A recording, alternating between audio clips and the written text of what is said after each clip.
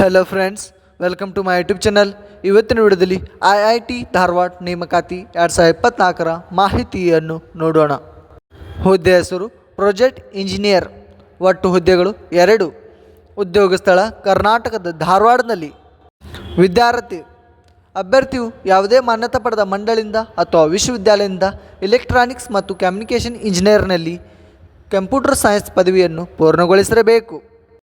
ವಯೋಮಿತಿ: ನೇಮಕಾತಿ ಅಧಿಕೃತ ಅಧಿಸೂಚನೆ ಪ್ರಕಾರ ಅಭ್ಯರ್ಥಿಯ ಗರಿಷ್ಠ ವಯಸ್ಸು 31/7/2024ರಂತೆ 35 ವರ್ಷಗಳನ್ನು ಹೊಂದಿರಬೇಕು. ವೇತನ ಶ್ರೇಣಿ: ಅಧಿಕೃತ ಅಧಿಸೂಚನೆ ಪ್ರಕಾರ ಮಾಸಿಕ 25,000 ರೂಪಾಯಿ ವೇತನವನ್ನು ನಿಗದಿಪಡಿಸಲಾಗಿದೆ.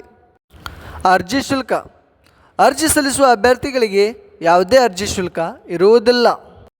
ಆಯ್ಕೆ ವಿಧಾನ: ಅಭ್ಯರ್ಥಿಗಳನ್ನು ಲಿಖಿತ ಪರೀಕ್ಷೆ ಮತ್ತು ಸಂದರ್ಶನ ಮೂಲಕ ಆಯ್ಕೆ ಮಾಡಲಾಗುತ್ತದೆ.